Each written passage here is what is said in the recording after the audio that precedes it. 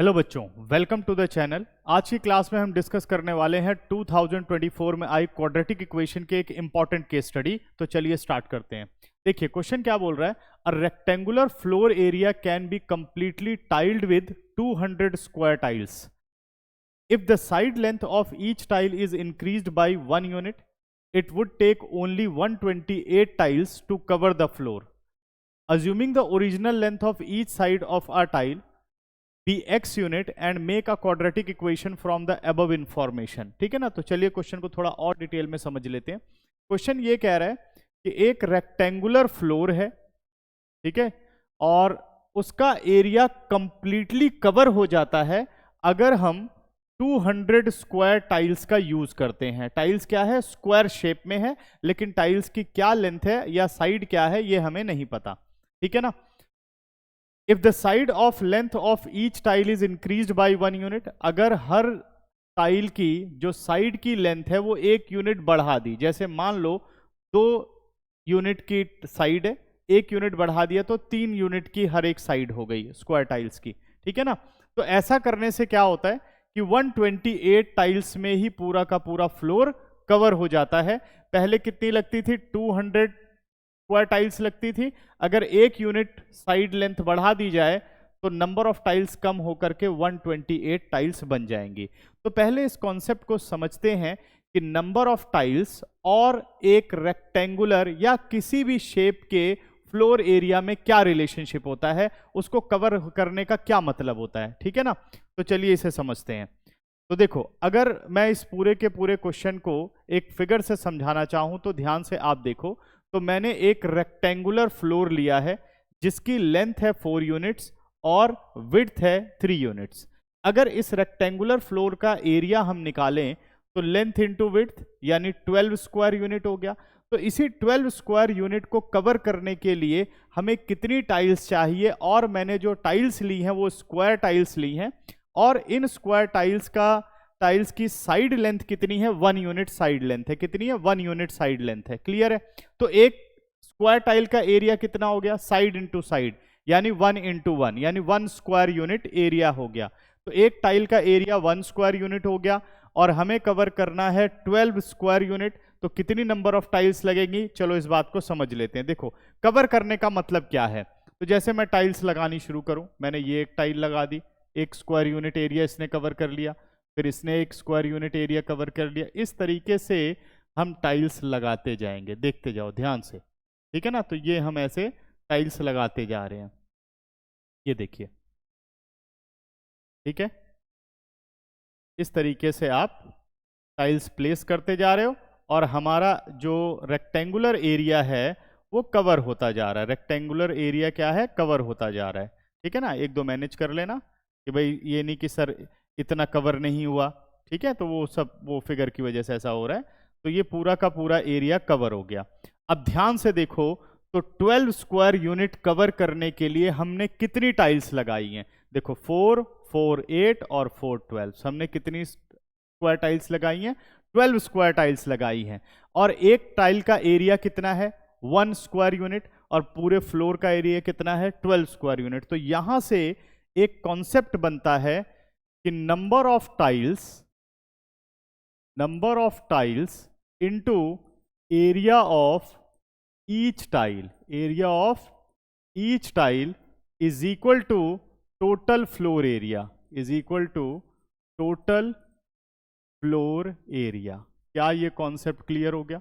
अगर ये 1 square unit की टाइल थी तो हमारे पास हमने लगाई number of tiles 12 into area of each tile 1 square unit is equal to area of floor 4 into 3 12। तो क्या 12 इज इक्वल टू 12 आ गया, ठीक है ना। तो ये पूरा क्वेश्चन इसी कॉन्सेप्ट पर बेस्ड है। तो चलिए अब क्वेश्चन की तरफ चलते हैं। तो क्वेश्चन क्या बोल रहा है, क्वेश्चन ने कहा कि भाई रेक्टेंगुलर फ्लोर एरिया है, 200 टाइल्स पहले लगती थी और 128 टाइल्स तब लगेंगी जब हम टाइल की साइज को इंक्रीज कर देंगे, कितना, 1 यूनिट। अब हमारा पहला क्वेश्चन कहता है assuming the original length of each side of the tile be x, हर साइड की जो लेंथ है वो हमने क्या मान ली, x यूनिट मान ली, और साइड टाइल्स क्या है, स्क्वायर टाइल्स है। Quadratic equation from the above information, form a quadratic equation from a above information, या make a quadratic equation from above information. तो अब मैं ये फिगर हटा देता हूं यहां से, ठीक है ना, और डिस्कस करते हैं बाकी क्वेश्चन। तो अब सबसे पहली बात यह है कि अगर आप एक टाइल, पहला पार्ट में कर रहा हूं, एक टाइल की जो साइड है अगर वो x यूनिट है तो एरिया ऑफ ईच टाइल कितना हो गया, x इंटू एक्स, क्योंकि स्क्वायर टाइल है, side into side, x square हो गया। कितनी टाइल्स हमने यूज की हैं, अगर x यूनिट की टाइल्स हैं तो 200 टाइल्स में फ्लोर एरिया कवर होता है, तो ये हो गया number of tiles into area of each tile, ठीक है ना। इतना ही सेम एरिया हम कवर करने चल रहे हैं अगर हम स्क्वायर टाइल्स की साइज को 1 यूनिट बढ़ा दें। तो अब जो नया साइज आया वो हो गया x+1, कितना हो गया, x+1, ठीक है ना, कितना हो गया, x+1। अब अगर मैं एरिया की बात करूं तो हम कहेंगे x+1 इंटू x+1 यानी x+1 स्क्वायर, और एरिया कितना कवर होगा, उस साइज की हमने 128 टाइल्स लगाई, तो number of tiles into area of each tile यानी x+1 होल स्क्वायर। अब फ्लोर एरिया तो सेम ही कवर करना है 200 टाइल्स में और 128 टाइल्स में, तो इसलिए ये दोनों एरियाज क्या हो गए, बराबर। तो पहली सिचुएशन हमने शो कर दी, ठीक है ना, यही उसने बोला था एक क्वाड्रेटिक इक्वेशन फॉर्म करो, तो ये क्वाड्रेटिक बन गई, ठीक है। सेकंड कहता है right the corresponding quadratic equation in standard form. अब स्टैंडर्ड फॉर्म क्या होती है क्वाड्रेटिक इक्वेशन की, ax square plus bx plus c। तो चलिए इसकी स्टैंडर्ड फॉर्म बना लेते हैं सेकंड पार्ट में। तो ये हमारा हो गया 200x स्क्वायर और 128 as it is, bracket off किया, ये आ गया a square plus b square plus 2ab। अब ध्यान से देखिए ये दोनों कैंसिल आउट हो सकते हैं, 8 से जा रहा है, 8 16 जा 120, 8 25 जा 200, तो बन गया हमारे पास 25x square is equal to 16x square, 16 into 116, 16 to the 32x। Rearrange कर लेते हैं, 25 में से 16 सब्ट्रैक्ट हो गया, आ गया 9x स्क्वायर, और minus 32x minus 16 is equal to 0। ये हमने क्वाड्रेटिक इक्वेशन बना ली, ठीक है ना। तो सेकंड पार्ट हो गया, स्टैंडर्ड फॉर्म बना दी, ax square plus bx plus c। अब थर्ड पार्ट क्या कहता है, A part, find the value of x the length of side of the tile by factorization method. अब हमें लगाना है यहां पर फैक्टराइजेशन मेथड, तो चलिए फैक्टराइजेशन मेथड लगाते हैं। 16 9 जा थर्ड पार्ट में करने चल रहा हूं, ठीक है। इसको थोड़ा सा हम और स्पेस बना लेते हैं। अब तो क्वेश्चन क्लियर ही हो गया है सबको, ठीक है ना।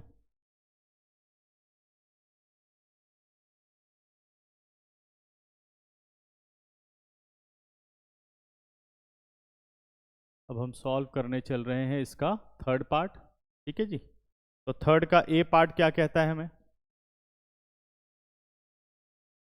कि भाई इसे फैक्टराइजेशन मेथड से आपको सॉल्व करना है। तो 16 इंटू 9 144 होता है, 16 इंटू 9 144। अब हमें 32 को ऐसे ब्रेक करना है कि सब्ट्रैक्ट करके 32 आना चाहिए, तो 144 के बना लेते हैं प्राइम फैक्टर्स, 144 के प्राइम फैक्टर्स बना लेते हैं। कितना आ गया, 2 7 जा 14, 2 2 जा 4, 2 3 जा 6 और 2 6 जा 12 एंड 2 18, 2 9, 3 3 एंड 3 1, ठीक है ना। अब देखिए क्या बन सकता है, 16 16 और 9 32 नहीं होगा, 3 3 जा 9, 9 2 जा 18, 18 2 जा 36 और 36 में से 4 हटा दो तो हमारे पास आ गया 32। तो थर्ड पार्ट में अगर मैं मिडल टर्म ब्रेक करूं तो मैं लिखूंगा 9x स्क्वायर माइनस कितना लिया था मैंने यहाँ पे 36x plus 4x minus 16 is equal to 0। First 2 में से कॉमन आ गया 9 यानी x माइनस 4 हो गया, नेक्स्ट 2 में से 4 कॉमन आ गया, x minus 4 is equal to 0। पहला फैक्टर बन गया, सॉरी 9x आएगा यहाँ से, तो पहला फैक्टर बन गया 9x प्लस 4, सेकेंड बन गया x minus 4 is equal to 0। इधर 9x plus 4 is equal to 0 और x minus 4 is equal to 0, तो x आ गया हमारे पास -4/9 और x आ गया 4। Because length can not be negative, therefore x is not equal to -4/9। तो हमारा फाइनल आंसर कितना हो गया? हमारा फाइनल आंसर हो गया 4 यूनिट्स। क्या हो गया? Final answer 4 units. क्लियर हुआ? तो हर एक टाइल की लेंथ कितनी है? 4 यूनिट्स है। अब बढ़ते हैं आगे। अगला कहता है बी पार्ट, थर्ड का बी पार्ट क्या कहता है कि भाई हमें करना है solve the quadratic equation for x using quadratic formula. तो चलिए थर्ड का बी पार्ट कर लेते हैं। फाइंड आउट कर लेते हैं डिस्क्रिमिनेंट b² -4ac। तो d हमारा आ गया, b की वैल्यू हो गई हमारे पास -32, कोफिशिएंट ऑफ x होता है, -4a हो गया 9 और c हो गया हमारे पास -16, c हो गया -16। तो 30 थोड़ी कैलकुलेशन इजी वे में करने की कोशिश करते हैं।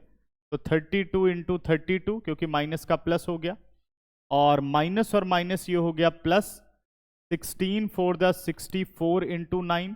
तो देखो दोनों में से 64 कॉमन ले लेते हैं, तो 32 टू द 64, अब यहाँ बच जाएगा 16 और 64 जा चुका है, 16 + 9। मतलब आप डायरेक्ट भी कैलकुलेशन कर सकते हो, तो लेकिन ये भी सीख लो, इजी रहता है।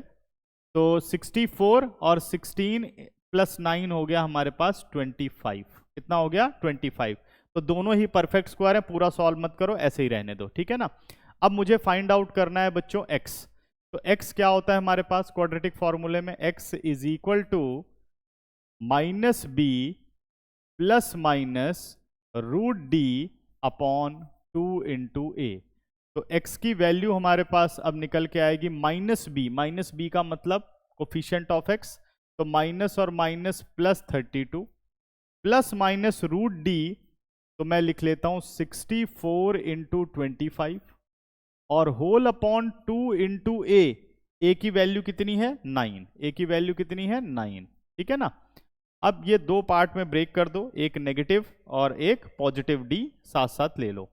तो x हमारे पास आ गया 32 प्लस माइनस, ध्यान से देखो, 64 का रूट 8 हो गया और 25 का 5 हो गया, 8 5 = 40, और नीचे हमारे पास आ गया 18, 8 5 = 40, 18। तो x की कोरस्पॉन्डिंग वैल्यूज हो गई 32 + 40 अपॉन 18। इनको ऐड किया तो बन गया 72 अपॉन 18, 18 4 द 72, x कितना आ गया? 4। ठीक है ना, एक आंसर ये आ गया। ठीक है, दूसरा आंसर निकालते हैं, मैं यहां कर देता हूं, ध्यान रखना सारे। तो सेकंड पार्ट अब कहता है नेगेटिव ले लेते हैं, x इज इक्वल टू 32 - 40 और होल अपॉन 18। 32 में से 40 चला गया, -8 अपॉन 18, तो ये आ गया आपका 2 4 द 8, 2 9 = 18। देखिए दोनों आंसर सेम निकल रहे हैं बाय यूजिंग फैक्टराइजेशन और बाय यूजिंग क्वाड्रेटिक फॉर्मूला। तो because length of tiles cannot be negative, therefore x is not equal to -4/9। Final answer क्या हो गया? 4 यूनिट्स। तो इस तरीके से ये पूरी की पूरी हमारी केस स्टडी सॉल्व हो जाती है, जिसमें हमने क्वाड्रेटिक के कॉन्सेप्ट का इस्तेमाल किया है।